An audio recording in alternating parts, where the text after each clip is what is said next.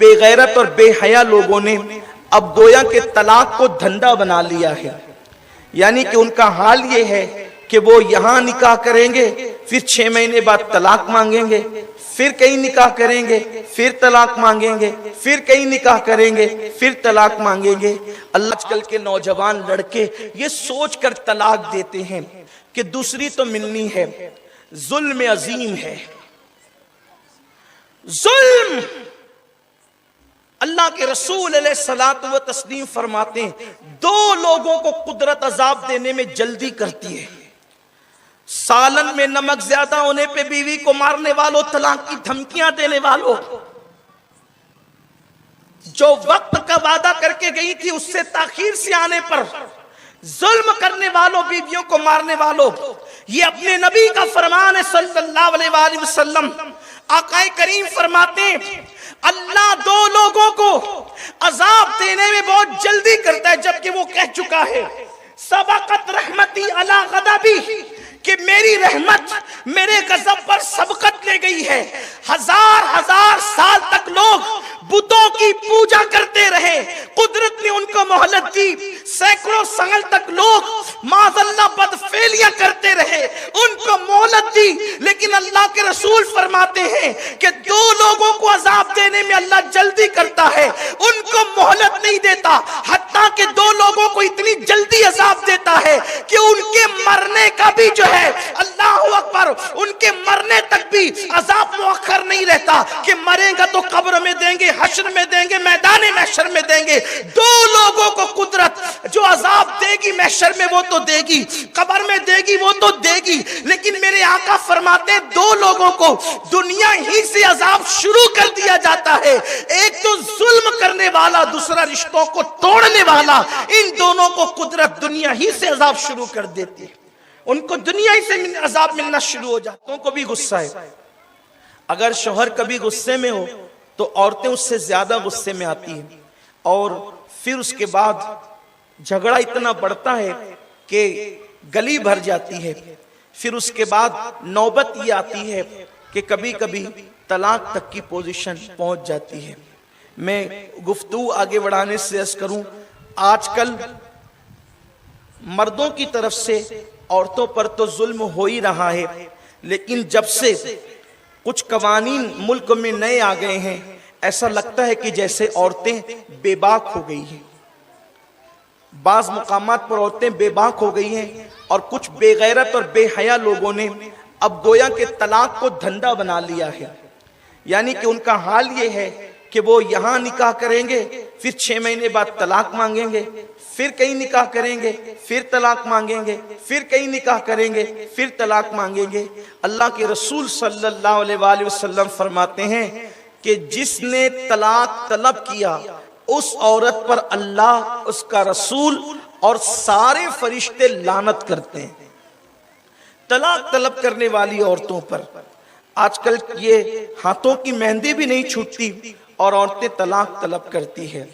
बल्कि एक हदीस पाक जो कंजुल उम्माल शरीफ में है, हमारे लिए बहुत इबरत है। उसके अंदर हुजूर अलैहिस्सलाम फरमाते हैं, औरत अगर किसी के निकाह के बंधन में बंध जाए तो उसका ये हक भी नहीं है कि वो शौहर की इजाजत के बगैर अपने घर से निकले, जब तक शौहर इजाजत न दे।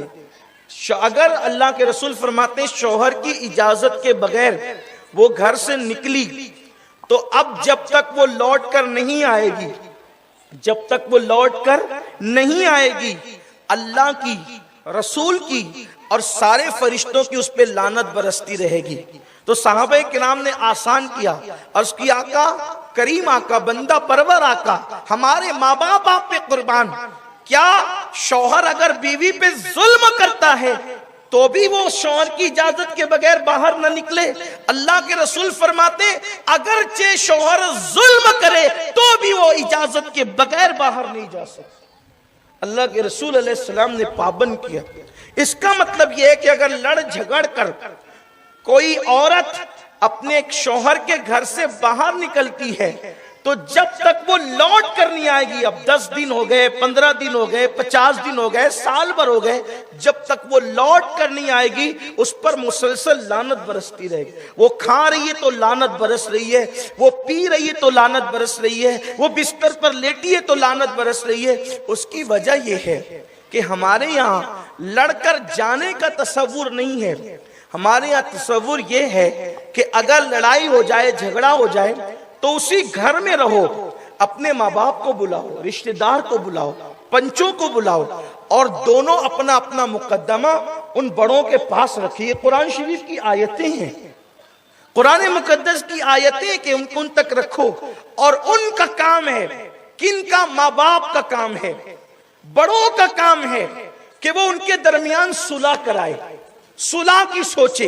ये नहीं कि बाप और माँ अपनी बेटी को मजीद पम भरे कि कोई बात नहीं तुझे यहां रहने की, हम तुझे पाल सकते हैं। पलती तो चूटियां भी है, पलते तो कुत्ते भी हैं, पलते तो इंसान के दरवाजे पे खड़े रहने वाली बकरियां भी है। बात रोटी कपड़ा मकान की नहीं है, बात इज्जत के साथ बेटी के जीने की है। इज्जतदार लोगों की शान ये है कि जिनकी बेटियां निकाह के बाद सुर्ख जोड़ा पहनकर मां के घर से निकलती है, उन शरीफ बेटियों की अलामत ये है कि वो सफेद जोड़ा पहनकर उस जनाजे की डोली में फिर शहरे खमोशा की तरफ जाती है। यही नसीहत इस्लाम की है।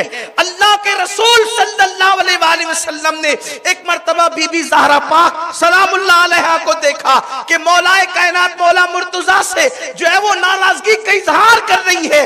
अल्लाह के रसूल ने अपनी चहीती बेटी जिसके लिए फरमाया फातिमा तो बुदा तो मिलनी, फातिमा मेरे जिगर का टुकड़ा है, वो शान वाली बेटी जिसको हुजूर ने इतनी शान अता की कि जब वो क़यामत में पुल सिरात से गुजरेगी तो अल्लाह का मुनादी कहेगा, ऐ महशर वालों गर्दनों को झुका लो, नबी की बेटी फातिमा पुल सिरात से गुजर रही है। तो पूरा महशर अपनी गर्दन को झुका लेगा।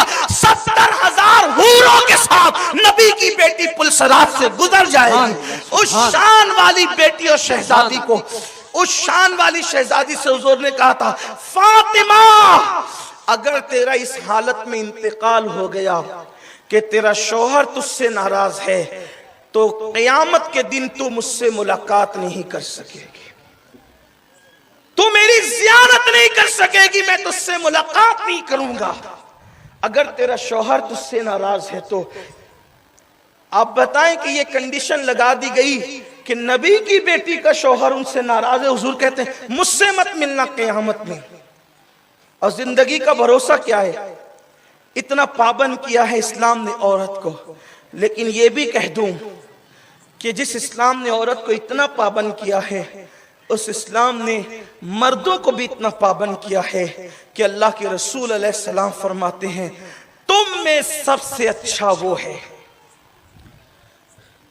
दाढ़ियां लंबी करने से अच्छे होने का सर्टिफिकेट नहीं मिल सकता, हाथों में 24 घंटा तस्बीहां रखने से भी अच्छे होने का सर्टिफिकेट नहीं मिल सकता, टोपियां खूबसूरत पहन लेने से भी अच्छे होने की सनद नहीं मिल सकती। अल्लाह के रसूल अलैहिस्सलाम ने अच्छे मोमिन की जो सनद दी है ये कहकर, आकाए करीम रऊफुर रहीम सल्लल्लाहु अलैहि वसल्लम फरमाते हैं, तुम में सबसे बेहतरीन वो है जो अपने घर वालों के साथ अच्छा है। और फिर कहते हैं, मैं तुम सब में अच्छा हूं इसलिए कि मैं तुम सब में अपनी बीवियों के साथ सबसे अच्छा सलूक करता हूं। उम्मतुल मोमिनीन कहती है, हुजूर ने अपनी पूरी जिंदगी किसी बीवी को डांटा तक नहीं, कभी नहीं डांटा हुजूर ने अपनी जात के लिए। हमें क्या, हुजूर अलैहिस्सलाम ने अपनी जात के लिए कभी अपने नौकरों को भी नहीं डांटा, कभी खादिमों को भी नहीं डांटा। ये हुजूर अलैहिस्सलाम की जिंदगी है। लेकिन अर्ज ये कर रहा था कि गुस्सा बड़ा खतरनाक है। आजकल के नौजवान लड़के ये सोच कर तलाक देते हैं कि दूसरी तो मिलनी है। जुल्म अजीम है, जुल्म। अल्लाह के रसूल अलैहिस्सलातु व तस्लीम फरमाते हैं, दो लोगों को कुदरत अजाब देने में जल्दी करती है। सालन में नमक ज्यादा होने पे बीवी को मारने वालों, तलाक की धमकियां देने वालों, जो वक्त का वादा करके गई थी उससे ताखीर से आने पर जुल्म करने वालों, बीवियों को मारने वालों, ये अपने नबी का फरमान है सल्लल्लाहु अलैहि वसल्लम। आकाए करीम फरमाते हैं अल्लाह दो लोगों को अजाब देने में बहुत जल्दी करता है, जबकि वो कह चुका है सबकत रहमती अला गज़बी, कि मेरी रहमत मेरे गजब पर सबकत ले गई है। हजार हजार साल तक लोग बुतों की पूजा करते रहे, कुदरत ने उनको मोहलत दी। सैकड़ों साल तक लोग माज़अल्लाह बदफेलियां करते रहे, उनको मोहलत दी। लेकिन अल्लाह के रसूल फरमाते हैं कि दो लोगों को अजाब देने में अल्लाह जल्दी करता है, उनको मोहलत नहीं देता। हत्ता कि दो लोगों को इतनी जल्दी अजाब देता है कि उनके मरने का भी जो है, अल्लाह अकबर, उनके मरने तक भी अजाब मुअख्खर नहीं रहता कि मरेगा तो कब्र में देंगे, हश्र में देंगे, मैदान महशर में देंगे। दो लोगों को कुदरत जो अजाब देगी महशर में वो तो देगी, कब्र में देगी वो तो देगी, लेकिन मेरे आका फरमाते हैं दो लोगों को दुनिया ही से अजाब शुरू कर दिया जाता है। एक तो जुल्म करने वाला, दूसरा रिश्तों को तोड़ने वाला। इन दोनों को कुदरत दुनिया ही से अजाब शुरू कर देती है, उनको दुनिया ही से अजाब मिलना शुरू हो जाता है। तो यहां तो तलाक और बेगैरती इस हद तक बढ़ गई है कि अब बड़ी माजरत के साथ कुछ लोगों को बुरा भी लगता है, लेकिन हक बोलना कोई बुरी बात नहीं है। अगर किसी को हकानियत बुरी लगती है तो फिर वो ये शेर अगरचे गालिब का नहीं है, लेकिन लोगों ने इसको गालिब की तरफ मंसूब कर दिया है कि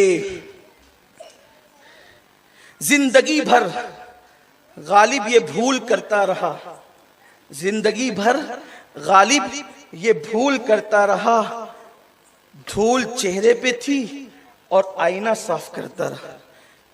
गलती से हमारी पार्लियामेंट में भी किसी ने ये शेर गालिब के सर डाल दिया है। यानी इतना भी लोगों को इल्म नहीं है कि गालिब के शेर क्या है।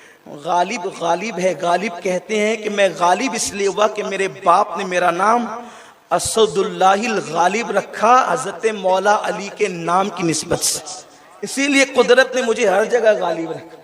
और ये गालिब वो गालिब है, जब तक़वियतुल ईमान का मुसन्निफ इम्तिनाए नज़ीर पे बकवासे कर रहा था, फजल खैराबादी तहरीर में जवाब दे रहे थे नस्र में, और गालिब नज्म में जवाब दे रहे थे उसका। और गालिब ने जो नज़में लिखी है उसके जवाब पर वो गालिब का हिस्सा है।